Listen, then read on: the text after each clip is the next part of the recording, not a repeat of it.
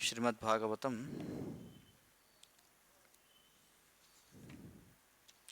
ప్రథమ స్కందం పంచమాధ్యాయం 22వ శ్లోకం. మనం చర్చించేది నారదుని ద్వారా వ్యాసదేవునకు భాగవతోపదేశము అనేటువంటి అధ్యాయాన్ని మనం చర్చిస్తున్నాం. అది కొనసాగిద్దాం. ఇదం హి పుంసస్తపసః శ్రుతస్య వా స్విష్టస్య సూక్తస్య చ బుద్ధిదత్తయోః అవిచ్యుతోర్ధః కవిభిర్నిరూపితో యదుత్తమశ్లోకగుణానువర్ణనం. తాత్పర్యం మరి భాష్యము కృష్ణ కృపామూర్తి శ్రీ శ్రీమద్ అభయచరణారవింద భక్తి వేదాంత స్వామి శ్రీల ప్రభుపాద ఇస్కాన్ సంస్థాపకాచార్య. తాత్పర్యం: తపస్సు, వేదాధ్యయనము, యజ్ఞానుష్ఠానము, మంత్రోచ్చారణము, దానముల యొక్క నాశరహితమైన ప్రయోజనము ఉత్తమ శ్లోకుడైన శ్రీకృష్ణ భగవానుని దివ్య లీలానువర్ణనమునందే పరిసమాప్తి చెందునని పండితులైన వారు వాస్తవముగా నిర్ధారించి ఉండిరి. భాష్యం: చిత్రలేఖనము, విజ్ఞాన శాస్త్రము, తత్వశాస్త్రము, భౌతిక శాస్త్రము, రసాయన శాస్త్రము, మనస్తత్వశాస్త్రము, ఆర్థిక శాస్త్రము, రాజనీతి శాస్త్రము వంటి పలు విద్యలను గడించుటకే మానవ మేధస్సు వృద్ధి నొంది ఉన్నది. అటువంటి జ్ఞాన సముపార్జున ద్వారా మనుజుడు క్రమముగా జీవిత పూర్ణత్వమును సాధించగలడు. అట్టి మానవ జన్మ పూర్ణత్వ స్థితి అనున్నది విష్ణువు యొక్క అనుభూతి యందే పరిసమాప్తి నొందును. కనుకనే జ్ఞానమునందు వాస్తవముగా పురోగతి నొందిన వారు విష్ణు సేవను అభిలషింపవలనని శృతులు నిర్దేశించుచున్నవి. కానీ ఆత్మానుభవమనున్నది విష్ణువు పైననే ఆధారపడి ఉండననే విషయమును విష్ణుమాయ యొక్క బాహ్య సౌందర్యమునకు మోహితులైన అదృష్టహీన జాతులు అవగతము చేసుకొనజాలరు. పరిణామశీలమును మరియు దుఃఖకరమును అగు ఇంద్రియ భోగానుభవమే విష్ణుమాయగా తెలియబడుచున్నది. అట్టి విష్ణుమాయచే ప్రభావితులైనట్టి వారు తమ జ్ఞానాభివృద్ధిని ఇంద్రియ భోగమునికి వినియోగింతురు.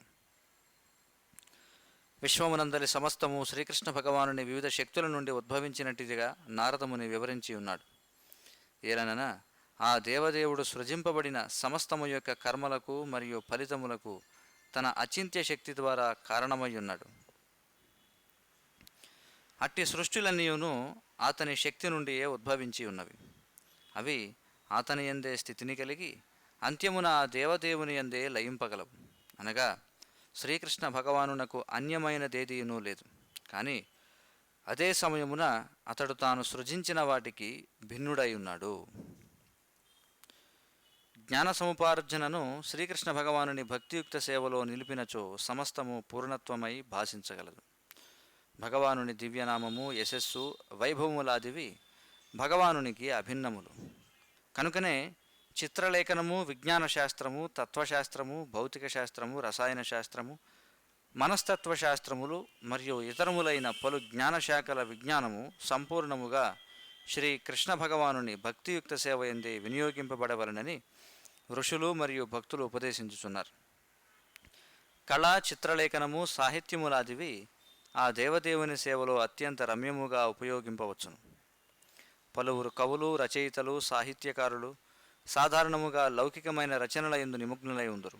కానీ వారు తమ దృష్టిని భక్తియుక్త సేవ వైపునకు మళ్లించినచో శ్రీకృష్ణ భగవానుని దివ్య లీలలను రమ్యముగా వర్ణింపగలరు. వాల్మీకి గొప్ప కవి, అదేవిధముగా వ్యాసదేవుడు సైతము గొప్ప రచయిత. వారిరువును భగవానుని దివ్య లీలలను సంపూర్ణముగా వర్ణించుటయందే నిమగ్నులై అమరులైరి.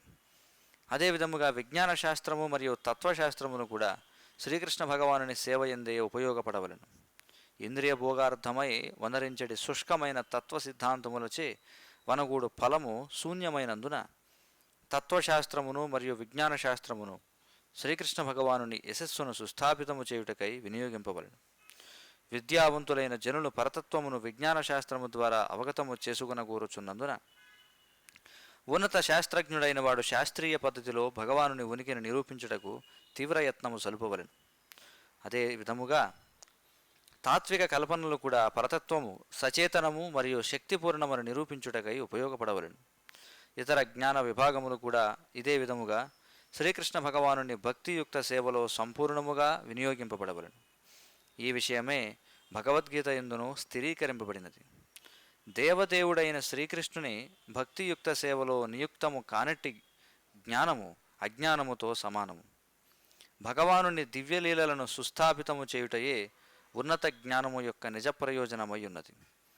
వాస్తవమునకు జ్ఞానము యొక్క భావమిది. ఈ విధముగా శ్రీకృష్ణ భగవానుని భక్తియుక్త సేవయందు నియుక్తము గావింపబడిన శాస్త్రీయ జ్ఞానము మరియు అటువంటి ఇతర కర్మలు వాస్తవమునకు హరికీర్తనములై ఉన్నవి. ఇక్కడ నారదుల వారు వ్యాసదేవుల వారికి తాము చేస్తున్నటువంటి ఉపదేశాలను కొనసాగిస్తూ ఈ శ్లోకంలో తపస్సు, వేదాధ్యయనము, యజ్ఞానుష్ఠానము, మంత్రోచ్చారణము, దానముల యొక్క నాశరహితమైన ప్రయోజనము ఉత్తమ శ్లోకుడైన శ్రీకృష్ణ భగవానుని దివ్య లీలానువర్ణనమునందే పరిసమాప్తి చెందునని పండితులైన వారు వాస్తవముగా నిర్ధారించి ఉండిరి అని చెప్పుంటున్నారు. చూడండి, తపస్సు అంటే ఏమిటి? తపస్సు అంటే కావాలని కొంత అసౌకర్యాన్ని స్వీకరించడం, దానిని తపస్సు అంటారు. అర్థమవుతుంది కదా? ఇప్పుడు మీరందరూ కూడా కావాలని కొంత అసౌకర్యాన్ని స్వీకరిస్తున్నారు. ఎందుకంటే ఇక్కడ ఫ్యానులు లేవు, ఏసీలు లేవు, లైట్లు లేవు, దోమలు కుడుతూ ఉన్నాయి. అయినా సరే ఏమంటున్నారు? టీవీలా? సో కాబట్టి మరి దేనికోసం ఖచ్చితంగా అసౌకర్యం అనేది ఉంది. చెమటలు పడుతుంటాయి, దోమలు కుడుతుంటాయి, మరి అంత ఖచ్చితంగా అసౌకర్యం అనేది ఉంటుంది. కానీ దేనికోసం ఈ అసౌకర్యాన్ని స్వీకరిస్తున్నాం? దేనికోసం? భగవంతుని కోసం. అదే ఇక్కడ చెప్తున్నారు. ఏమంటున్నారంటే తపస్సు అనేటువంటిది దాని యొక్క నాశరహితమైన ప్రయోజనం. ఇక్కడ ఈ వాక్యం చాలా ముఖ్యమైనది. నాశరహితమైన ప్రయోజనం అంటే ఏమిటి? ఎప్పటికీ నాశనం కానేటువంటి ప్రయోజనం అట. సరే, ఇప్పుడు మనం ఉదయం లేచిన దగ్గర నుంచి అనేక రకాల తపస్సులు చేస్తూ ఉంటాం. ఉదాహరణకు చాలామంది మన భీమవరం పట్టణంలో చూసినట్లయితే ఉదయాన్నే 4 గంటలకే వాళ్ళు లేచి వెళ్ళిపోతుంటారు. కారు వేసుకుని ఎక్కడికో వాళ్ళ చెరువుల దగ్గరకు ఎక్కడికో వెళ్ళిపోతుంటారు. సాధారణంగా అందరూ ఏమనుకుంటారంటే బాగా ధనం సంపాదిస్తే మంచి ఇల్లు కట్టుకోవచ్చు, చక్కటి మెత్తటి పరుపులపై ఏసీ వేసుకుని పడుకోవచ్చు అనుకుంటారు. కానీ తపస్సు స్వీకరించాలి, తప్పదు. ఉదయం 4 గంటలకు కావచ్చు, 2 గంటలకు కావచ్చు, 3 గంటలకు కావచ్చు, ఎంతటి కోటీశ్వరుడైనా సరే ఉదయాన్నే లేచి వెళ్ళాల్సిందే. దేనికోసం? ఆ తపస్సే కదా. ఎందుకంటే అందరూ ఏం కోరుకుంటారు? ఇప్పుడు చూడండి, స్కూల్ పిల్లలు కావచ్చు, లేకపోతే కంపెనీల్లో పనిచేసే వాళ్ళు కావచ్చు, లేకపోతే ఎవరైనా కావచ్చు, ఎప్పుడు సెలవు వస్తుందా అని చూస్తారు. అవునా? ఎప్పుడు ఆదివారం వస్తుందా, లేదా ఎప్పుడు మనకి చూడండి ఈ కార్పొరేట్ సెక్టార్లో అయితే వీకెండ్స్ 2 ఉంటాయన్నమాట, శనివారం ఆదివారం సెలవులు. కాబట్టి వాళ్ళు ఎప్పుడు కూడా సోమవారం నుండి శుక్రవారం వరకు వారి ధ్యానం అంతా కూడా ఎప్పుడు శనివారం ఆదివారం వస్తాయా అని ఆలోచిస్తారు. దేనికోసం? ఎందుకంటే కొంచెం వెసులుబాటు ఉంటుంది, ఎక్కువసేపు నిద్రపోవచ్చు, ఎక్కువగా తినొచ్చు, లేకపోతే మనం ఇష్టం వచ్చినట్టుగా ఉండొచ్చు అని. అందుచేత విషయం ఏంటంటే ప్రతి ఒక్కరూ కూడా జీవితంలో తపస్సు చేస్తున్నారు, చేయాల్సిందే. అవునా కదా? అందరూ సుఖంగా ఉండాలని అనుకుంటారు, కానీ సాధ్యం అవుతుందా? లేదు. అందరూ కష్టపడాల్సిందే. ఆ కష్టపడడం అనేది ఎలా కష్టపడతారు? కావాలని కష్టపడతారు, కష్టమని తెలుసు, కానీ అసౌకర్యాన్ని స్వీకరిస్తారు. చూడండి, దానిని ఏమంటారంటే తపస్సు అని చెప్పి అంటారు అనమాట. అర్థమవుతుంది కదా? ఇప్పుడు ఒక విద్యార్థి చదువులో బాగా రాణించాలంటే తపస్సు చేయాలి. ఏమిటి తపస్సు? సాధారణంగా ఇంద్రియాలు ఏం కోరుకుంటాయి? కళ్ళేమో సినిమా చూడమని చెప్తాయి, చెవులు సినిమా పాటలు వినమని చెప్తాయి, నాలుకేమో అడ్డమైన చెత్త తినమని చెప్తుంది. సో ఇట్లా ఇంద్రియాలన్నీ కూడా ఏం చేస్తుంటాయంటే ఇంద్రియ భోగం వైపు లాగేస్తూ ఉంటాయన్నమాట. కానీ జీవితంలో విజయం సాధించవాలి అని అనుకున్నవాడు ఎవడైనా, ఏ రంగమైనా కావచ్చు, వాడు ఏం చేయాలి? ఇంద్రియాలను నియంత్రించాలి. మరి తపస్సే కదా. అసౌకర్యాన్ని స్వీకరిస్తున్నాడా లేదా? కానీ ఇక్కడ ఏం చెప్తున్నారంటే, సరే తపస్సు చేస్తున్నారు, కానీ దానివల్ల వచ్చే ప్రయోజనం ఏదైతే ఉందో అది ఒకవేళ ఉత్తమ శ్లోకుడైన శ్రీకృష్ణ భగవానుని దివ్య లీలానువర్ణమునందు పరిసమాప్తి చెందలేదనుకోండి, అంటే మనం చేసేటువంటి తపస్సు, మనం పడేటువంటి కష్టం ఏదైతే ఉందో అది శ్రీకృష్ణ భగవానుని సంతృప్తిపరచకపోయినా, లేకపోతే శ్రీకృష్ణ భగవానుని యొక్క నామరూప గుణలీలను కీర్తించే విధంగా చేయలేకపోయినా అది ఏమంటున్నారంటే నాశనమైపోయేటువంటి తపస్సు అని చెప్పి అంటున్నారు. అంటే మనం చేసే తపస్సు యొక్క ఫలితం ఏదైతే ఉందో అది శాశ్వతంగా ఉండాలని కోరుకుంటే అప్పుడు ఏం చేయాలట? ఆ తపస్సు యొక్క లక్ష్యం ఎవరిని చేసుకోవాలట? శ్రీకృష్ణ భగవానుని ఆ తపస్సు యొక్క లక్ష్యంగా చేసుకోవాలని చెప్పి అంటున్నారు. అది ఇక్కడ మనం అర్థం చేసుకోవాల్సింది. మనం కోట్ల రూపాయలు సంపాదించవచ్చు, కానీ ఏమవుతుంది? శరీరం వదిలినప్పుడు అంతా కూడా నాశనం అయిపోతుంది. మనతో పాటు ఏమైనా తీసుకువెళ్ళగలమా చెప్పండి? ఏమీ తీసుకువెళ్ళలేం. మన కీర్తి, మన పేరు ప్రతిష్టలు, మన ధనం, మన పాండిత్యం ఇవన్నీ కూడా ఏమవుతాయి? మన శరీరంతో పాటు కాలిపోతాయి అన్నమాట. మరి అవన్నీ మరి కష్టపడి సంపాదించినవే కదా, తపస్సు చేసి సంపాదించినవేనా కదా. మరి ఏమైపోయింది? వాటి ఫలితం అంతా కూడా నాశనమైంది. అందుకే ఇక్కడ ఈ శ్లోకంలో ఏం చెప్తున్నారంటే నాశరహితమైన ఫలితాన్ని మీరు పొందాలనుకుంటే మీ తపస్సు యొక్క లక్ష్యంగా శ్రీకృష్ణ భగవానుని చేసుకోండి అని చెప్పుంటున్నారు. అంటే కష్టపడాల్సిందే ప్రతి ఒక్కడు, కానీ దేనికోసం కష్టపడమంటున్నారు? భగవంతుని కోసం కష్టపడమని చెప్పుంటున్నారు. అదే ఇక్కడ చెప్పింది తపస్సు. ఇక వేదాధ్యయనము చూడండి, అనేక రకాల వ్యక్తులు అనేక రకాల అధ్యయనాలు చేస్తూ ఉంటారు. అధ్యయనం అంటే ఏమిటి? ఒక విషయం గురించి ఏదో లోతుగా తెలుసుకోవాలనేటువంటి ఆతృత ప్రతి ఒక్కరికి ఉంటుంది. ఏదో ఒక విషయం గురించి అధ్యయనం చేయాలని అనుకుంటూ ఉంటాం మనం, అదవుతుంది కదా. కానీ ఈ వేదాధ్యయనం యొక్క లక్ష్యం ఏమై ఉండాలట అంటే ఊరికే పేరు ప్రతిష్టల కోసం వేదాధ్యయనం చేయడము, లేకపోతే ఏదో మంచి పండితుడు కావాలని వేదాధ్యయనం చేయడము, దానికోసం కాకుండా ఏం చేయాలట? మనం చేసేటువంటి వేదాధ్యయనం యొక్క లక్ష్యం కూడా శ్రీకృష్ణ భగవానుని సంతృప్తిపరచడం అయి ఉండాలి అని చెప్పి అంటున్నారు. అలాగే యజ్ఞానుష్ఠానము చూడండి, యజ్ఞానుష్ఠానము అది కూడా ఎవరిని సంతృప్తిపరచడానికై ఉండాలి అంటే శ్రీకృష్ణ భగవానుడికి. ఎందుకంటే అసలు యజ్ఞం అంటేనే యజ్ఞం వై విష్ణు అని చెప్పి అంటారు. ఇప్పుడు సాధారణంగా మనం చెప్తాం అది పెద్ద యజ్ఞం అండి అని చెప్పి అంటారు. అర్థమవుతుంది కదా. అంటే యజ్ఞం అంటే ఏమిటి ఇక్కడ అర్థం? తీవ్రమైనటువంటి పరిశ్రమ చేయాల్సినటువంటి దాన్ని యజ్ఞం అని చెప్పి అంటారు. జలయజ్ఞం చూడండి, మన ప్రభుత్వ అధినేతలు చెప్తుంటారు జలయజ్ఞం అని. ఏమిటి? ఒక పెద్ద భారీ సాగునీటి ప్రాజెక్ట్ కట్టాలంటే అది ఒక యజ్ఞం అన్నమాట. ఎందుకంటే అది సాధారణమైనటువంటి కార్యక్రమం కాదు. అంటే ఇక్కడ అర్థం, ఇక్కడ యజ్ఞము అంటే ఈ దృష్టిలో యజ్ఞం అంటే ఏమిటంటే మనం చేసేటువంటి బృహత్ కార్యాలు, ప్రాజెక్ట్స్ అని చెప్పి అంటాం కదా. చూడండి, పెద్ద పెద్ద పథకాలు, పెద్ద పెద్ద ప్రాజెక్టులు ఏవైతే ఉంటాయో అవి ఎవరి కోసం చేయమంటున్నారంటే భగవంతుడి కోసం చేయమంటున్నారు. లేకపోతే ఏమవుతుంది? సరే నువ్వేదో పథకం చేస్తావు, కానీ వచ్చే ఫలితం ఏదైతే ఉందో అది నాశనం అయిపోతుంది. జలయజ్ఞం, ధనయజ్ఞం, ఆ యజ్ఞం, ఈ యజ్ఞం, రకరకాల యజ్ఞాలు ఉన్నాయి.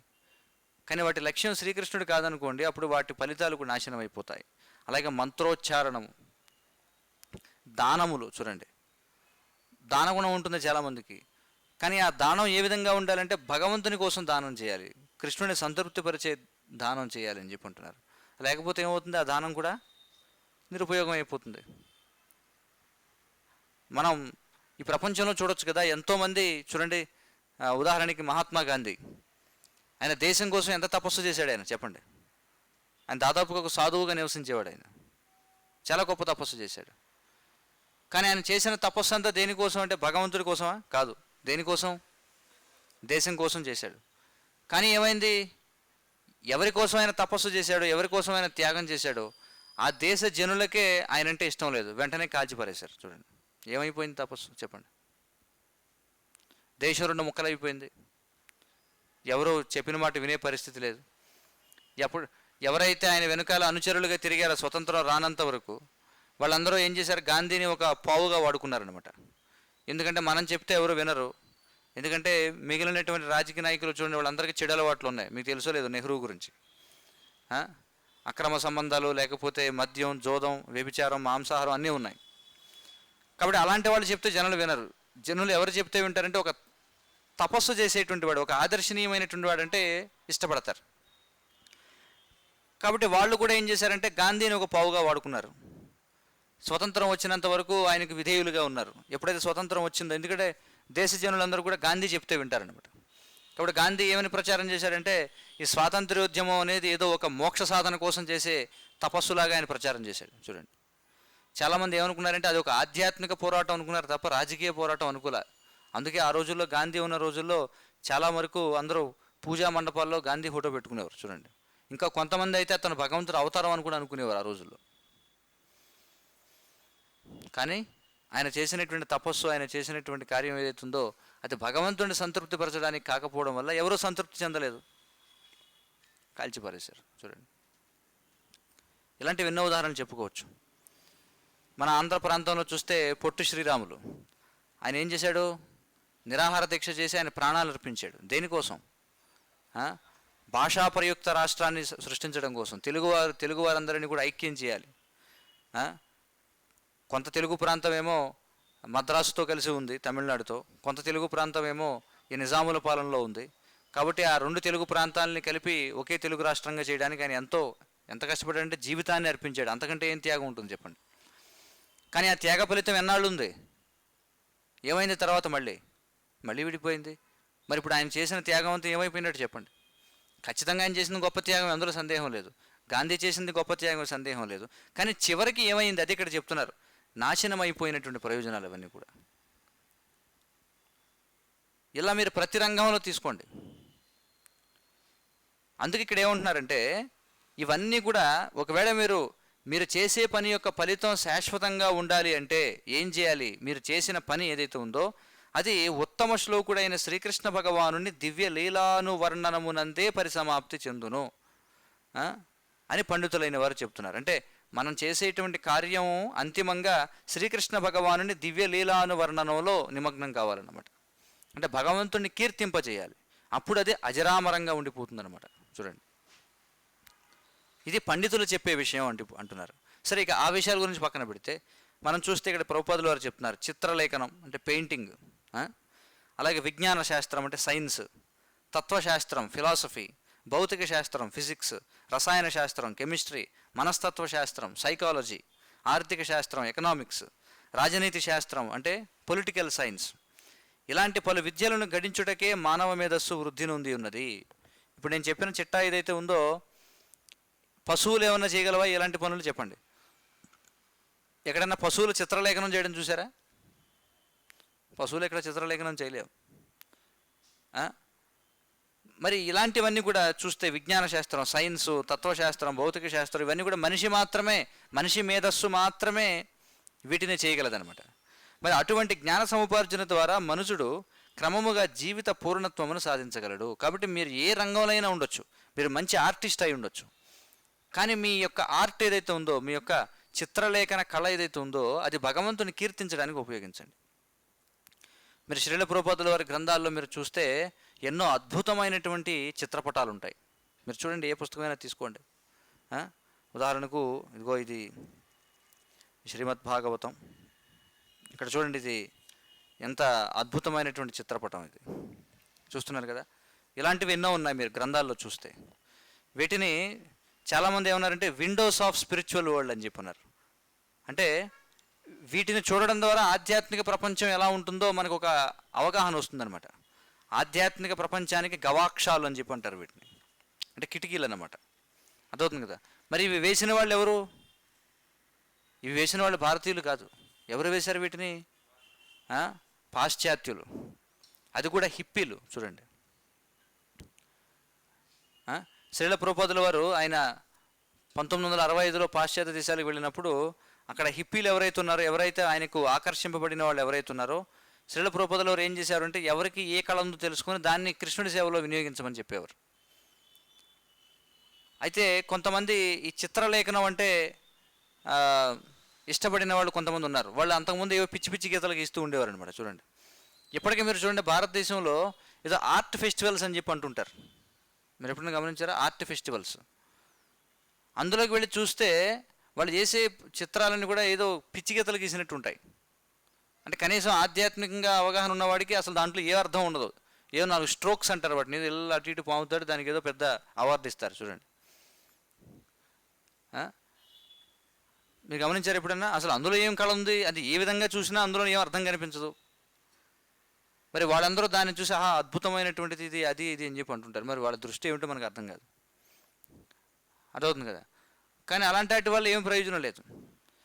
కానీ అలాంటి పిచ్చి గీతలు గీసేవాళ్ళని, అర్థం లేనటువంటి చిత్రాలు గీసేటువంటి వాళ్ళని శ్రీల ప్రభుపాదుల వారు ఏం చేశారంటే వారికి ఆధ్యాత్మిక శక్తినిచ్చి, ఇదిగో ఇలాంటి శ్రీకృష్ణ భగవానుని యొక్క దివ్యమైన లీలలను అందరికీ అర్థమయ్యేలా చాటడానికి, అంటే కనీసం ఓహో ఇక్కడే ఇలా ఉందంటే భౌతికంగానే కృష్ణుని యొక్క చిత్రపటం ఇలా ఉందంటే నిజంగా కృష్ణుని యొక్క సచ్చిదానంద దేహం ఎలా ఉంటుందో అనేటువంటి అవగాహన వస్తుందన్నమాట. చూడండి, ఇంకా ఈ వాళ్ళు ఏం చేశారంటే వాళ్ళకి చిత్రలేఖనం అనే కళ ఉంది, దాన్ని కృష్ణుడి సేవలో ఉపయోగించారు. అలాగే ఇక్కడ ఏమంటున్నారంటే విజ్ఞాన శాస్త్రం, సైన్స్ అనేది ఉంది. మీరు అందరూ ఇంటర్నెట్ ఈ రోజుల్లో వాడుతున్నారు కాబట్టి మీరు ఎప్పుడైనా సరే ఇంటర్నెట్లో టైప్ చేయండి జదురాణి అని కానీ, లేకపోతే శ్యామరాణి అని చెప్పి శ్రీల ప్రభుపాదులు ఒక శిష్యురాలు ఉన్నారనమాట. ఆవిడ అసలు గీసినటువంటి చిత్రాలు, శ్రీల ప్రభుపాదుల వారి గ్రంథాల్లో ఉపయోగించిన చిత్రాలు అవన్నీ కూడా అత్యద్భుతమైనటువంటివి అనమాట. చూడండి, ఆమె చెబుతారనమాట, నాకేమీ రాదు, ఏదో నేనే పిచ్చిగీతలు గీసేదాన్ని, కానీ ప్రభుపాదులు నన్ను అడిగారు నీకేమొచ్చు అని చెప్పి.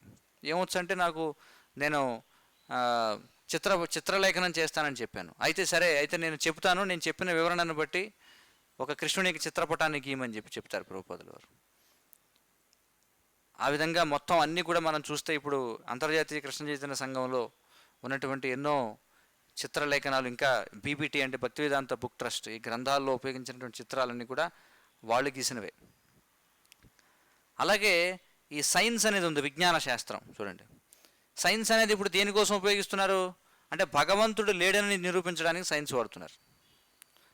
సాధారణంగా ఈ సైంటిస్టులు అందరూ కూడా ఎక్కువ శాతం ఎలా ఉంటారంటే, కనీసం పెద్ద పెద్ద సైంటిస్టులుగా పరిగణించబడేవాళ్ళు, అంటే ఇప్పుడు ఉన్నటువంటి వాళ్ళంతా కూడా నాస్తికులుగానే కనిపిస్తుంటారు. సైంటిస్టులు కూడా రెండు వర్గాల వాళ్ళు ఉన్నారు. ఉదాహరణకి ఈ న్యూటన్న, బహుశా ఐన్స్టీన్, మొత్తానికి ఇద్దరు ఎవరో తెలియదు కానీ నాకు సరిగ్గా గుర్తులేదు. అతను ఏమంటాడంటే, సైన్స్ అనే దాంట్లో మీరు లోతుగా వెళితే సైన్స్ మన చేత బలవంతంగా భగవంతుడు ఉన్నాడనే దాన్ని నమ్మిస్తుంది అని చెప్పి అంటాడు. చూడండి, అదవుతుంది కదా. ఒకవేళ సైన్స్లో మనం లోతుగా వెళ్ళి నిజంగా మనం సైంటిఫిక్గా స్టడీ చేస్తే ఖచ్చితంగా ఒక ఉన్నతమైన శక్తి అనేది ఉందని ఒప్పుకొని తీరాల్సిందే. గొప్ప గొప్ప సైంటిస్టులు కూడా అందరూ కూడా భగవంతుని విశ్వసించారు. కానీ ఈ రోజుల్లో సైన్స్ అంటే ఇది ఆస్తికత్వానికి వ్యతిరేకమైనదిగా ప్రచారం జరుగుతుందన్నమాట. అంటే సైన్స్ని నమ్మేవాడు ఖచ్చితంగా నాస్తికుడు అయి ఉండాలన్నట్టుగా భావిస్తారు అందరూ. కానీ ఇక్కడే ఉన్నారంటే అదే సైన్స్ని ఉపయోగించి సైంటిస్టులు కావద్దని చెప్పడంలా, కానీ ఆ సైన్స్ని భగవంతుని యొక్క ఉనికిని నిరూపించడానికి వాడండి. అప్పుడు ఆ సైన్స్ అనేది కూడా ఏమవుతుంది, చాలా కీర్తింపబడుతుంది అనమాట. అందుకే శ్రీల ప్రభుపాదుల వారు భక్తి వేదాంత ఇన్స్టిట్యూట్ అని చెప్పి దాన్ని స్థాపించారు. అర్థమవుతుంది కదా. శ్రీల ప్రభుపాదుల వారి శిష్యుల్లో కొంతమంది సైంటిస్టులు కూడా ఉన్నారనమాట. చాలామంది పిహెచ్డి చేసినటువంటి వాళ్ళు, వీళ్ళందరూ కూడా ఉన్నారు. వాళ్ళందరినీ కూడా శ్రీల ప్రభుపాదుల వారు ప్రోత్సహించారు. ఏమనంటే భగవంతుని యొక్క ఉనికిని సైన్స్ ద్వారా ఎలా నిరూపించవచ్చో గ్రంథాలు రాయండి అని చెప్పి. వాళ్ళందరూ కూడా అలాంటి గ్రంథాలు రాశారు, చాలా గొప్ప గ్రంథాలు. భక్తి స్వరూప దామోదర స్వామి అని చెప్పి శ్రీల ప్రభుపాదుల వారి ఒక శిష్యుడు ఒక ఆయన ఉండేవారు అనమాట, భక్తి స్వరూప దామోదర స్వామి. ఆయన ఒక పెద్ద సైంటిస్ట్. అలాగే చాలామంది పాశ్చాత్య శిష్యులు కూడా ఉన్నారు శ్రీల ప్రభుపాదుల వారికి. వాళ్ళందరూ కూడా గొప్ప గొప్ప గ్రంథాలు రాశారనమాట. ఫర్బిడెన్ ఆర్కియాలజీ అని చెప్పి, లేకపోతే ఈ డార్విన్ ఎవల్యూషన్ థియరీని ఖండిస్తూ గ్రంథాలు రాశారు. రీథింకింగ్ డార్వినిజం అని చెప్పి ఈ మధ్య ఒక గ్రంథం వచ్చింది. వాళ్ళందరూ కూడా సైంటిస్టులు, కానీ వాళ్ళు సైన్స్ అనే దాన్ని భగవత్ సేవలో వినియోగించి భగవంతునికి వైభవాన్ని చాటారు. వాళ్ళందరూ కూడా అజరామరంగా నిలిచిపోతారనమాట. ఇంకా ఫిలాసఫీ, తత్వశాస్త్రం, రకరకాల వాదోపవాదాలు, తత్వాల గురించి ఏదేదో మాట్లాడుతుంటారు. కానీ ఇక్కడ ఏమంటున్నారంటే, నువ్వు చర్చించే తత్వం ఏదైతే ఉందో ఈ రోజుల్లో చూడండి, రకరకాలుగా అర్థం లేని చెత్త తత్వాలన్నీ కూడా వచ్చేసాయి అన్నమాట. చూడండి, త్రైత సిద్ధాంతం అని కూడా అంటాడు, లేకపోతే మరొక సిద్ధాంతం అని కూడా అంటాడు, లేకపోతే రకరకాల పేర్లు వచ్చేసాయి అన్నమాట. ఒక్కొక్కడు ఒక్కొక్క రకమైన తత్వం గురించి మాట్లాడతారు. అర్థం లేకుండా ఏవేవో మాట్లాడుతుంటారనమాట. కానీ వాళ్ళు చెప్పేటువంటి తత్వం చేత జనాన్ని ఆకర్షిస్తూ ఉంటారు. జనం కూడా చాలామంది వింటూ ఉంటారు, కానీ అందులో పస ఉండదు అనమాట. అంటే చివరికి ఏమీ ఉండదు. అలాంటి వాళ్ళు చాలామంది ఉన్నారు. జిడ్డు కృష్ణమూర్తి అని, లేదా జగ్గి వాసుదేవ్ అని, లేకపోతే ఆర్ట్ ఆఫ్ లివింగ్ రవిశంకర్ అని, ఇట్లా ఎంతోమంది ఉన్నారు. మీరు వాళ్ళ చెప్పేటువంటి తత్వాన్ని లోపలికి వెళ్ళి చూస్తే వాళ్ళకు నిర్ధారణకి రారు, భగవంతుడు ఉన్నాడా లేడా. ఒక విషయం చెప్పండి, భగవంతుడు ఉంటే ఆయనకి మనం ఏం చేయాలి, మనం సేవ చేయాలా లేదా, ఆ విషయాలు చెప్పరు. తిప్పుతూ ఉంటారనమాట, అటు ఇటు అటు ఇటు చక్రం తిరుగుతూ ఉంటుంది. ఇంకా వాళ్ళు చెప్పేదాని వల్ల జనులు ఇంకా నాస్తికులుగా మారుతారు తప్ప ఎవరు కూడా ఆస్తికులుగా మారే అవకాశం ఉండదు. కొంతమంది చెప్పినా కూడా ఎలా చెప్తారంటే, ఇంగ్లీష్లో ఒక సామెత ఉంటుంది, బీటింగ్ అరౌండ్ ద బుష్ అంటారు చూడండి. అంటే చుట్టూ తిరుగుతారు కానీ అసలు విషయానికి రారన్నమాట. అందులో వాళ్ళు చాలా నిష్ణాతులు. మీరు ఏదన్నా వాళ్ళని అడిగారు అనుకోండి, భగవంతుడు ఉన్నాడా లేడా అని, వాళ్ళు కాసేపు ఒక రకంగా నవ్వుతూ ఉంటారనమాట మీ వైపు చూసి. వాళ్ళకి ఏం అర్థం కాదు, వినేవాడికి అసలు ఏం అర్థం చేసుకోవాలి అంటే ఉన్నాడా లేదా అనేటువంటిది కూడా మనకు అర్థం కాదు, అసలు సమాధానం ఎలా తీసుకోవాలో అర్థం కాదు. నేను ఇంగ్లీష్లో మరొక సామెత ఉంది, ఏమంటారంటే if you cannot convince confuse అని చెప్పి అంటారు. అవతల వాడిని కన్విన్స్ చేయలేకపోతే వాడిని కన్ఫ్యూజ్ చేసే. కాబట్టి వీళ్ళు చెప్పే మాటలు వాళ్ళు లోతైన స్వరంతో చాలా గంభీరంగా అప్పుడప్పుడు మధ్య మధ్యలో నవ్వుతూ ఈ రకంగా అనేక రకాల హావభావాలు ప్రదర్శిస్తూ చెప్పేటప్పటికి వినేవాడు ఏమనుకుంటాడంటే, ఓహో ఈయన ఏదో చెప్తున్నాడు కానీ ఆయన చెప్పేది అర్థం చేసుకునే స్థాయిలో నేను లేను అనుకుంటాడు. చూడండి, అదొక రకమైన మాయ. అలాగే అనుకుంటారు. ఇంతకీ ఎందుకు అది అర్థం కాదంటే వాడు చెప్పేది వాడికే అర్థం కాదు కాబట్టి. చూడండి, కానీ శ్రీల ప్రభుపాదుల వారి గ్రంథాలు చూడండి స్పష్టంగా ఉంటుంది, ప్రతి వాక్యంలో కూడా కృష్ణుడు భగవంతుడు కాబట్టి మనం కృష్ణుడికి శరణాగతి పొందాలి. అనాది కాలం నుంచి శంకరాచార్యులు వారు, రామానుజాచార్యులు వారు, మధ్వాచార్యులు వారు, అన్నమాచార్య, మొత్తం ఆచార్యులందరూ కూడా చెప్పింది ఒకటే, ఏమిటి, కృష్ణుడు భగవంతుడు లేదా విష్ణువు నారాయణుడు భగవంతుడు కాబట్టి ఆయనకి మనం సేవన చేయాలి. చూడండి, ఇది శాస్త్రం చెప్పేది.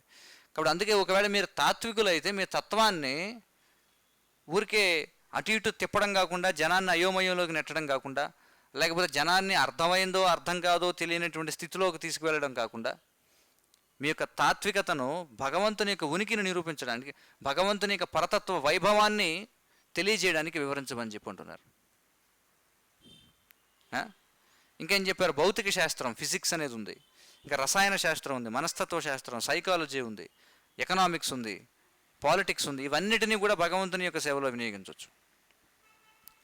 లేకపోతే ఏమవుతుందంటే అవన్నీ కూడా ఎందుకు పనికిరానివిగా అయిపోతాయి అన్నమాట చివరికి. అదే ఇక్కడ చెప్తున్నారు చూడండి. కాబట్టి మానవ జన్మలో మాత్రమే ఇవన్నీ సాధ్యం. జంతువులకు రాజ్యాంగం లేదు, జంతువులకు ఒక తత్వం లేదు, వాటికి మనస్తత్వం అంతకంటే లేదు. అందుకే ఏమంటున్నారంటే ఈ మానవ జన్మ పూర్ణత్వ స్థితి అన్నది విష్ణువు యొక్క అనుభూతి అందే పరిసమాప్తి నందును. కాబట్టి ఏమి చేసినా అంతిమంగా ఎక్కడికి వెళ్ళాలట, విష్ణువు యందు పరిసమాప్తి కావాలట. మనం ఏ మార్గాన్ని ఎంచుకున్నా, మీరు కళాకారులు అయితే కళాకారులుగా ఉండండి, మీరు సైంటిస్టులు అయితే సైంటిస్టులుగా ఉండండి, వైద్యులైతే వైద్యులుగా ఉండండి, మీరు చేసేటువంటి దేనిని మార్చమని చెప్పడంలా, కానీ మీరు చేసే దానిని భగవత్ సేవలో వినియోగించమని చెప్తున్నాం. మీరు ఒకవేళ ప్రొఫెసర్ అయితే ప్రొఫెసర్గా ఉండండి, కానీ దేని గురించి బోధించండి, కృష్ణ చైతన్యాన్ని బోధించండి, అది నిజమైన ప్రొఫెసర్ అంటే. చూడండి,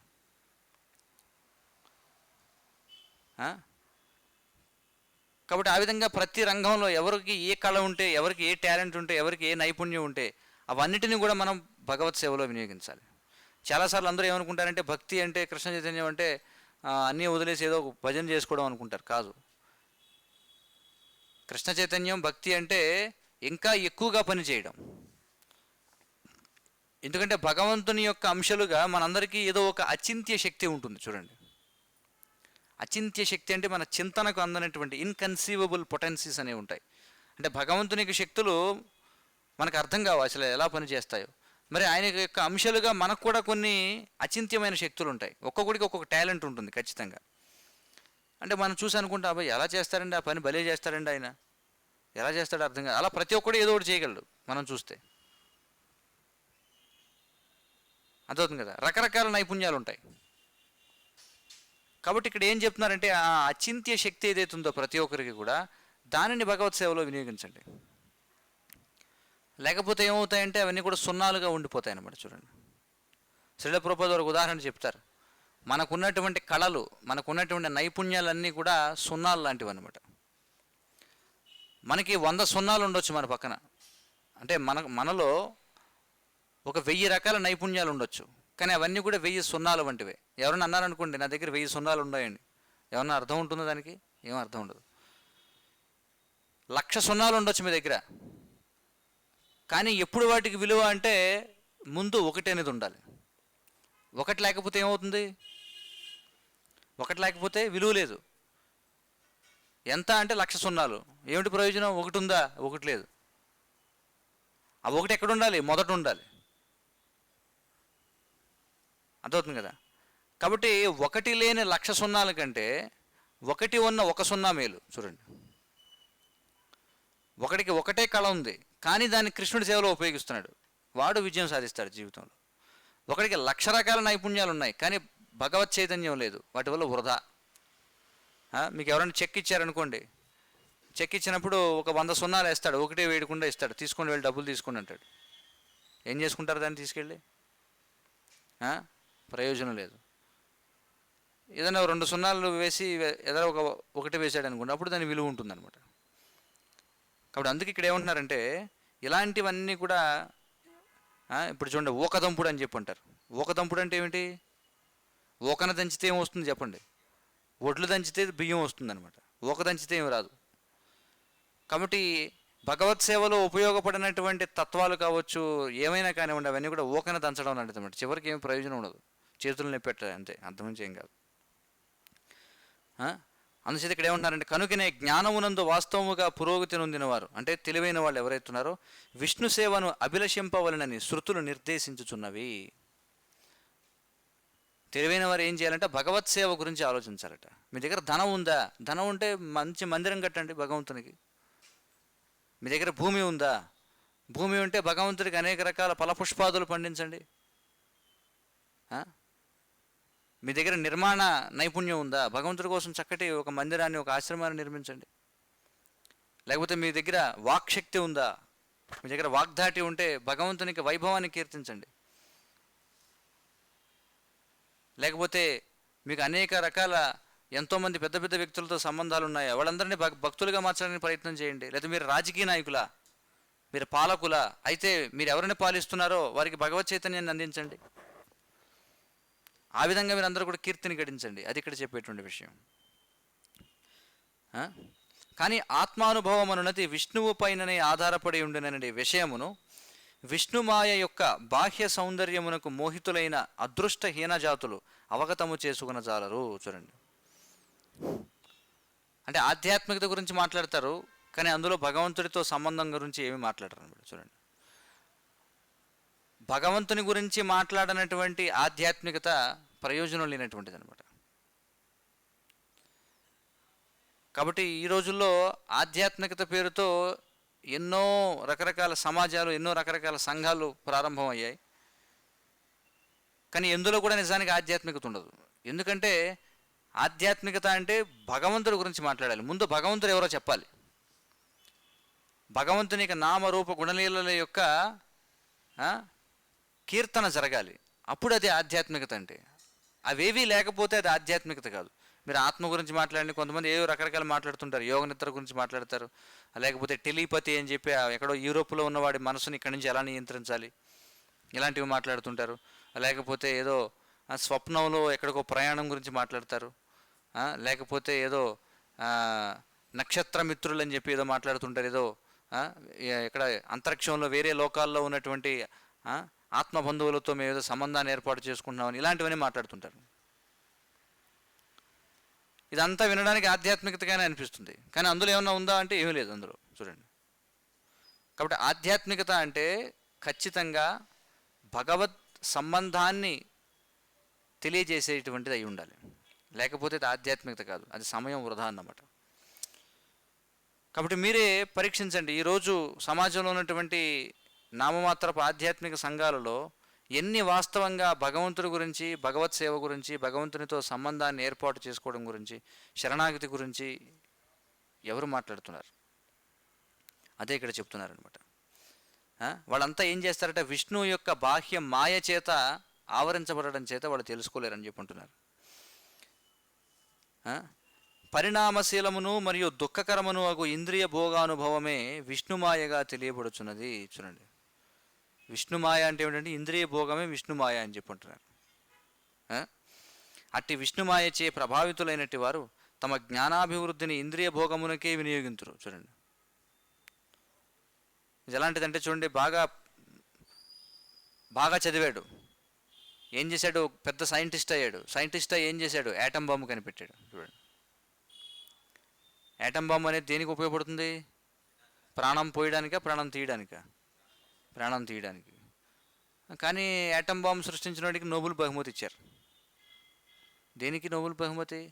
ఎలాగో జనం చచ్చిపోతారు, ఏమీ చేయకుండా వదిలేస్తేనే ఈ రోజుల్లో ఎవడో కూడా 60 ఏళ్ళు దాటి బతకడంలా. అవునా కదా చెప్పండి? సగటు జీవన ఆయుర్దాయం ఎంత? 60, 65, 70 ఏళ్ళు వచ్చినాయంటే వాడు 100 ఏళ్ళు జీవించినట్టే ఈ రోజుల్లో. అంటే ఇక్కడ విషయం ఏంటంటే జనం ఎలాగో చనిపోతారు, మీరేం చెయ్యక్కర్ల వాళ్ళని. మీరు ఏమి చేయకపోయినా జనం చనిపోతారు. ఒకవేళ మీరు ఏదైనా చేయాలనుకుంటే, మీరు గొప్ప సైంటిస్టులు అయితే మనిషికి మరణం లేకుండా చేయండి. కానీ ఎలాగో సహజంగా జరిగేటువంటి మరణం అనే ప్రక్రియని యాటమ్ బాంబు కనిపెట్టడం వల్ల ఇంకా వేగవంతం చేశాడనమాట. అంతే కదా జరిగింది. 60 ఏళ్ళలో చనిపోయేవాడిని నువ్వు 20 ఏళ్ళకే చంపేస్తున్నావు. అది ప్రపంచానికి ఏమైనా తోడ్పాట? అది చెప్పండి. అలాంటి కనిపెట్టడం వల్ల ఏమైనా ప్రయోజనం ఉందా ప్రపంచానికి? లేదు. అందుకే ఇక్కడ ఏమంటున్నారంటే, విజ్ఞానం అనే దానికి నువ్వు అంత తెలివైన వాడు అయితే, నువ్వు అంత సైంటిస్టు అయితే జనానికి ఉపయోగపడేది ఏదైనా చేయి. ముసలితనం రాకుండా చేయి, మరణం లేకుండా చేయి, వ్యాధి లేకుండా చేయి. అలాంటివి ఎవడో చేయడు. ఏం చేస్తాడు? త్వరగా ముసలితనం వచ్చే, ఇప్పుడు సైంటిస్టులు చేసే వాటి అలాంటి పనుల వల్ల ఇప్పుడు ఏమవుతుందంటే త్వరగా ముసలితనం వచ్చేస్తుంది. మీరు చూడండి, ఈ రోజుల్లో కొంతమంది చిన్నపిల్లలకే తెల్ల వెంట్రుకలు. చూడండి, 20 ఏళ్ళకి తలంతా నెరిసిపోతుంది. వాడు దానికి ఏదో ఆకుపచ్చ రంగో, పసుపు రంగో, లేకపోతే ఎరుపు రంగు వేసుకు తిరుగుతుంటాడు. ఏమిట్రా అంటే వాడికి జుట్టు తెల్లబడిపోయింది అనమాట. కాబట్టి అది వేరే రంగు వేసుకుంటాడు. చూస్తున్నాం కదా, ఎవరికీ శక్తి లేదు. మరి ఏ విధంగా సైన్స్ అనేది మనకు తోడ్పాటు చేస్తుంది? ఇప్పుడు త్వరగా ముసలివాళ్ళు అయిపోతున్నారు, త్వరగా చనిపోతున్నారు, జబ్బులు విపరీతంగా పెరిగిపోయాయి. ఇంకేముంది? జన్మ, మృత్యు, జరావ్యాధి. ఇక జన్మ అంటారా, సంతానం కూడా కలగడంలా జనానికి. మరి ఏ విధంగా సైన్స్ ఉద్ధరించింది మనిషిని చెప్పండి? కాబట్టి మన సైన్స్కి వ్యతిరేకం కాదు. మనం ఏమంటున్నామంటే దాన్ని ప్రయోజనకరంగా మార్చమని చెప్పుకుంటున్నాం. మరి ఏమిటది అత్యంత ప్రయోజనకరం అంటే, భగవంతుణ్ణి వివరించడానికి, భగవంతుని యొక్క ఉనికిని తెలియజేయడం కోసం సైన్స్ని వాడండి. అదే ఇక్కడ చెప్తున్నారు. కాబట్టి విశ్వమునందలి సమస్తము శ్రీకృష్ణ భగవానుని వివిధ శక్తుల నుండి ఉద్భవించినట్టుదిగా నారదముని వివరించి ఉన్నాడు. కాబట్టి ఈ విశ్వంలో ఉన్నటువంటి అనేక రకాల శక్తులు ఏవైతున్నాయో ఇవన్నీ కూడా ఎక్కడి నుంచి వచ్చాయి అంటే భగవంతుడి నుంచే వచ్చాయి. కాబట్టి భగవంతుడి నుంచి వచ్చినటువంటి ఆ శక్తి ఏదైతుందో ఆ శక్తిని, శక్తి అనేది శక్తిమంతుణ్ణి గుర్తు చేయాలి. చూడండి, అర్థమవుతుంది కదా? ఇప్పుడు మనకి వేడి లేదా వెలుగు అనేవి చెప్పగానే ఏం గుర్తు రావాలి? వేడి వెలుగు అనేది ఎక్కడి నుంచి వస్తుంది? మనకి అగ్ని నుండి వస్తుంది. కాబట్టి ఈ ప్రపంచం ఏదైతే, ఈ దృశ్యమాన జగత్తు ఏదైతుందో ఇదంతా భగవంతుని యొక్క శక్తి వ్యక్తీకరణ, మేనిఫెస్టేషన్ ఆఫ్ లార్డ్స్ ఎనర్జీ. చూడండి, భగవంతుని యొక్క శక్తి వ్యక్తీకరణ. కాబట్టి ఈ భగవంతుని యొక్క సృష్టి ఏదైతుందో ఈ సృష్టికర్తని గుర్తు చేయాలన్నమాట మనకి. చూడండి, ఇప్పుడు సైన్స్ అనే దాంట్లో ఏం వివరిస్తారు, ఏం చర్చిస్తారంటే ఇది ఎలా జరిగింది, అది ఎలా జరిగింది అర్థమవుతుంది కదా. ఇప్పుడు గులాబీ పువ్వు ఉందనుకోండి, గులాబీ పువ్వు అసలు ఎర్రగా ఎందుకుంది, అది దాని యొక్క ఆ గులాబీ జాతి దాని యొక్క ఎదుగుదలలో ఎన్ని రకాల దశలు ఉన్నాయి, ఆ పువ్వు ఎలా విచ్చుకుంటుంది, దాని మెకానిజం ఏమిటి, ఇవన్నీ చెప్తారు సైంటిస్టులు. రెడ్ పిగ్మెంట్ ఎందుకు వచ్చింది అంటే వాడు ఏదో చెప్తారు, ఆర్ఎన్ఏలో డిఎన్ఏలో ఈ మార్పులు ఉండాలి, అమైనో యాసిడ్లు అని, లేకపోతే అవన్నీ ఇవన్నీ ఏవో రకరకాలు చెప్తారు, రైబోజోమ్స్ అని లేదా క్రోమోజోమ్స్ అని చెప్పి ఇలా రకరకాల ఏవో టెక్నికల్ అన్నీ మాట్లాడుతుంటారు. అవన్నీ ఉండడం వల్ల గులాబీ పువ్వు ఇలా ఉంది అంటారు. సరే, ఇదంతా బాగానే ఉంది, ప్రక్రియ అంతా వివరించావు. అసలు దీని ప్రయోజనం ఏమిటంటే ఎవరికి తెలియదు. బాగుందండి, గులాబీ పువ్వు ఎలా అసలు దాని జాతి పుట్టింది, ఎలా గులాబీ పువ్వు పుడుతుంది అని చక్కగా చెప్పారు. కానీ దాని ప్రయోజనం ఏమిటి అంటే, అసలు ఎందుకు అది పుట్టింది అంటే దానికి అదే పుట్టింది అంటారు. కానీ ఆ ప్రయోజనం శాస్త్రం చెప్తుంది. ఎందుకు గులాబీ ఎర్రగా ఉంది, గులాబీ అసలు ఎందుకు సృష్టించబడింది అంటే భగవంతుని యొక్క పాదాల దగ్గర దాన్ని అర్పించడానికి పుట్టింది అనేది భక్తులకు తెలుసు. చూడండి, కాబట్టి సైంటిస్టులు ఇదంతా వివరిస్తారు, అన్నీ చేస్తారు. భక్తుడు ఏం చేస్తాడు, ఇదంతా అనవసరం, చక్కగా నేరుగా వెళ్తాడు, గులాబీ తెంచుతాడు, తీసుకొచ్చి భగవంతుడి పాదాల దగ్గర పెడతాడు, అయిపోయింది ప్రయోజనం అంతే. భక్తుడికి తెలుసు ఎందుకు ఈ సృష్టిలో రకరకాల వైవిధ్యం ఉంది, రకరకాల పండ్లు, రకరకాల కూరగాయలు, రకరకాల పుష్పాలు, ఈ వైవిధ్యం అంతా దేనికోసం ఉంది అనేది ఈ సైంటిస్టులు చెప్పలేరు, కానీ మనం చెప్తాం ఈ వైవిధ్యం అంతా దేనికోసం ఉందంటే భగవంతుడిని సేవించడానికి ఉంది. భగవంతుడిని సేవించి భగవంతుడికి అర్పించి దాన్ని ప్రసాదంగా స్వీకరించి మానవ జాతి అంతా కూడా సకల జీవజాతులు కూడా ఆనందంగా ఉండడానికి కోసం ఉంది. కాబట్టి నువ్వు సైంటిస్ట్ అనుకో, దీన్ని తెలియజేయి, ఎలా ఎలా భగవంతునికి శక్తి ఎలా పనిచేస్తుంది. అంటే ఈ సైన్స్ అంతా కూడా శక్తి గురించి మాట్లాడుతుంది, కానీ ఆ శక్తిమంతుడు ఎవరో చెప్పదన్నమాట. అంటే ఈ శక్తికి మూలమైన వాడు ఎవరు, అతడి గురించి సైన్స్ మాట్లాడదు. కేవలం ఈ ఈ అంతః ప్రక్రియల గురించి మాట్లాడుతుంది తప్ప అసలు ఈ ప్రక్రియని ప్రారంభించిన వాడు ఎవడంటే సైన్స్కి తెలియదు. అదే ఇక్కడ చెప్తున్నాం అనమాట. కాబట్టి రకరకాల కవులు, రచయితలు, సాహిత్యకారులు వీళ్ళందరూ కూడా రకరకాల రచనలు చేస్తూ ఉంటారు. ఆ రాసేది ఏదో భగవంతుని కీర్తించడం చేయొచ్చు కదా. చూడండి, రకరకాల నవళ్ళు రాసేవాళ్ళు ఏదో రకరకాల చాలామంది ఉన్నారు. చాలామంది మట్టిలో కలిసిపోయారు, అవునా కదా. ఎంతోమంది పూర్వం చూడండి, అందరూ కూడా ఈ టీవీలో ఇంటర్నెట్లో లేనప్పుడు ఏం చేసేవారు, నవళ్ళు చదివేవారు. యండమూరి వీరేంద్రనాథ్ అని, లేకపోతే వాడని వీడని రకరకాలు. అప్పట్లో చాలామంది నవలాకారులు ఉండేవాళ్ళు, నవలా రచయితలు. వాళ్ళ పేర్లు ఎవరికైనా తెలుసా? ఇప్పుడు ఎవరికి తెలియదు. ఉదాహరణ చెప్తున్నారు, వాల్మీకి అంటే అందరికీ తెలుసు, వ్యాసదేవుల గురించి అందరికీ తెలుసు. ఎందుకని తెలుసు? వాల్మీకి సినిమా కథలు ఏమి రాయలా. ఏమి రాశారు ఆయన? వాల్మీకి రామాయణాన్ని రచించారు. కాబట్టి ఆయన అజరామరంగా ఉండిపోయాడు. ఆయన వాల్మీకి, ఆయన సృష్టి ఉన్నంతవరకు ఆయన అలాగే ఉంటాడు. వ్యాసదేవుల వారు చూడండి, మనకి ఇప్పుడు 5000 సంవత్సరాల క్రితం వ్యాసదేవుల వారు రాసింది. ఇప్పటికీ చర్చించుకుంటున్నాం కదా భాగవతం, ఇప్పటికీ మనం వ్యాస పూజ చేస్తున్నాం. రామాయణం కొన్ని లక్షల సంవత్సరాలు అయింది రామాయణం జరిగి, ఇంకా వాల్మీకి మన నోట్లో ఆడుతూనే ఉన్నాడు ఇప్పటికీ కూడా. మరి సినిమా కథలు అవి ఇవి రాసిన వాడి పరిస్థితి ఏమిటి? వెళ్ళిపోయింది. రకరకాల అవార్డులు కూడా ఇస్తుంటారు, రోమన్ మెగసెసే అవార్డు అని, పులిట్జర్ అవార్డు అని, ఏదో అక్కినేని నాగేశ్వరరావు స్మారక అవార్డు అని, అవార్డులు అన్నీ వెళ్ళిపోతాయి. కాలగమనంలో ఏది మిగలదు అనమాట. చూడండి, అందరూ మర్చిపోతారు, స్వాతంత్ర సమరయోధుల్ని మర్చిపోతారు, అందరూ ప్రకృతి అంటే ఈ కాలగమనంలో మట్టిలో కలిసిపోతారు. కానీ ఎవరైతే భగవత్ సంబంధంగా బృహత్ కార్యాలు చేసిన వాళ్ళు చరిత్ర పుటలలో నిలిచిపోతారు. చూడండి, చివరికి భగవంతుడి పట్ల బద్ధ వ్యతిరేకతని కలిగించుకున్న వాళ్ళు కూడా చరిత్రలో మిగిలిపోయారు. హిరణ్యాక్షుడు, హిరణ్యకశిపుడు, రావణుడు, కుంభకర్ణుడు, దంతవక్రుడు, శిశుపాలుడు, వాళ్ళ పేర్లు ఉన్నాయి చరిత్రలో. ఎందుకని? వాళ్ళు భగవంతుడితో శత్రుత్వం ఏర్పాటు చేసుకున్నారు. చూడండి, కాబట్టి వాళ్ళ పేర్లు మిగిలిపోయాయి చరిత్రలో.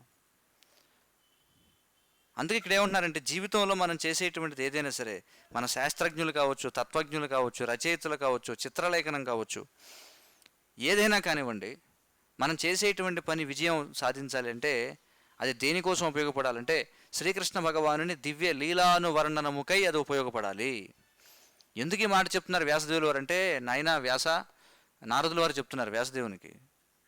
ఎందుకంటే నారదుల వారి శిష్యుడిగా ఆయన వచ్చారు. ఎవరు? వ్యాసదేవులు వారు. చూడండి, ఆయన నువ్వు ఎన్నో గ్రంథాలు రాసావు, పురాణాలు రాసావు, ఇతిహాసాలు రాసావు, ఉపనిషత్తులు రాసావు, బ్రహ్మసూత్రాలు రాసావు, అవి రాసావు, ఇవి రాసావు, అన్నీ చేసావు, బాగానే ఉంది. కానీ శ్రీకృష్ణ భగవాను మాత్రమే కీర్తించేటువంటి, అంటే ఎవరి నుంచి అయితే సకలము ఉద్భవించిందో ఆ పరమ మూలం ఏదైతుందో, పరమ ఆది కారణం ఏదైతుందో, ఆ ఆది కారణాన్ని కీర్తించడం కోసం నువ్వు ఎలాంటి గ్రంథాన్ని రాయలేదు. కాబట్టి ఇప్పుడు ఆ పని చేయమని చెప్పుకుంటున్నారు. ఎందుకని అంటే ఇదిగో ఇదే కారణం. ఏది చేసినా అంతిమంగా, ఏ కళ అయినా ఏదైనా సరే అంతిమంగా భగవంతుని యొక్క దివ్య లీలాను వైభవ కీర్తనతో ముగియాలి. కాబట్టి నీవు కూడా అలా ముగిసేటువంటి ఒక గ్రంథ రచన చేయమని చెప్తున్నారు. ఇదంతా ఏమిటంటే భాగవతాన్ని రచించాల్సిందిగా నారదముని వ్యాసదేవుల వారిని ప్రోత్సహిస్తున్నారనమాట. అది ఈ శ్లోకం యొక్క చర్చా విషయం. కాబట్టి మన జీవితంలో మన విజయం సాధించాలంటే మనం చేయవలసింది ఏమిటి అంటే కృష్ణునితో అనుసంధానం చేయాలి ప్రతిదాన్ని. మీరు చేసే పని ఏదైనా కావచ్చు, మీరు చేసే పని కృష్ణుడు చెప్పిన పని చేస్తే అత్యంత శ్రేష్టం. ఒకవేళ అలా చేయలేకపోతే మీరు చేసే పని యొక్క ఫలితాన్నైనా కృష్ణుడికి ఇవ్వండి. కనీసం ఆ విధంగానే చేయొచ్చు. కనీసం శాస్త్రంలో భగవంతుడు చెప్పిన పని చేయలేకపోయినా మనం చేసే పని యొక్క పూర్తి ఫలితాన్ని భగవంతుడికి ఇవ్వచ్చు. లేదా కనీసం మనం చేసే పనిలో ఎంతో కొంతైనా భగవంతుడికి మనం ఇచ్చినట్లయితే, భగవంతునితో మనం అనుసంధానం చేసినట్లయితే ఆ కార్యం పవిత్రం అవుతుంది. ఇది ఈ శ్లోకం యొక్క ఉద్దేశం అన్నమాట. హరే కృష్ణ. ఏమైనా ప్రశ్నలు, సూచనలు ఉంటే చెప్పండి. ఏమంటారు? ఉమ్. ఎందుకంటే వాళ్ళు 24 గంటలు కూడా కృష్ణుడి గురించే ఆలోచించేవారు కాబట్టి. అదవుతుంది కదా. అందుకే శత్రుత్వం పెట్టుకుంటే భగవంతుడితోనే శత్రుత్వం పెట్టుకోవాలి. ఎందుకంటే కంసుడు వీళ్ళందరూ కూడా, రావణాసురుడు చీమ చెట్టుకుమని అదిగో రాముడు వస్తున్నాడు లేకపోతే కృష్ణుడు వచ్చేస్తున్నాడు అని భయపడేవారు. ఆ విధంగా వాళ్ళు కూడా ఇప్పుడు కృష్ణ చైతన్యంలో ఉండేవారు అనమాట. కానీ ఎలా అంటే అది అది అపసవ్య అవిధి మార్గంలో చేసేవారు. అంటే నేరుగా అనుకూలంగా కృష్ణుడి గురించి స్తుతించిన వాళ్ళు వైకుంఠ లోకాలకు వెళ్ళారు.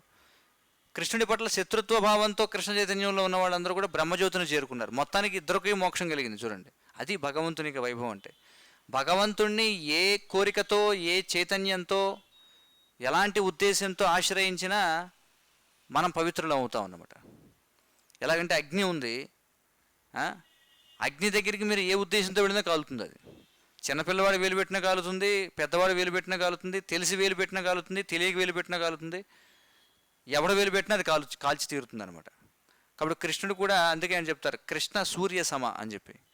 కాబట్టి కృష్ణుడు అగ్ని వంటివాడు, ఆయన సూర్యుని వంటివాడు. కాబట్టి సూర్యుని సాంగత్యంలో ఏదికి వెళ్ళినా భస్మం అవ్వాల్సిందే. అగ్నిలో ఏది వేసినా కాలాల్సిందే, అగ్ని తప్ప. అగ్ని ఒకటే అగ్నిలో కాలుతూ, మిగతాది ఏదైనా కాలిపోతుంది. సమయం పట్టొచ్చు, కొన్ని గట్టిగా ఉంటే ఎక్కువ సమయం పడుతుంది. రాళ్ళు కూడా కరిగిపోతాయి, అవునా కదా. లావా అని చెప్పి అంటారు కదా, అదంతే. ఆ లావా ఘనీభవించే ఈ కొండలు పర్వతాలు తయారైనవి అని చెప్పి అంటారు. కాబట్టి ఏదైనా కరిగి తీరాల్సిందే.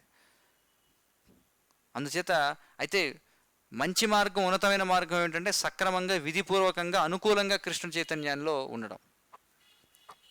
కానీ ఒకవేళ మీరు అవిధి మార్గంలో పూర్తిగా కృష్ణ చైతన్యవంతులైతే అది కూడా ఫలితాన్ని ఇస్తుంది. వాళ్ళందరూ కూడా ఆ విధంగా లాభాన్ని పొందిన వాళ్ళే. హరే కృష్ణ. ఇంకేమైనా ప్రశ్నలు ఉన్నాయి ఎవరికైనా? సరే. గ్రంథరాజ్ శ్రీమద్ భాగవతం కీ జయ. జగద్గురు శ్రీల ప్రభుపాద్ కీ జయ. వాంఛా కల్పతరుభ్యశ్చ కృపా సింధుభ్యేవ చ పతితానాం పావనేభ్యో వైష్ణవేభ్యో నమో నమః.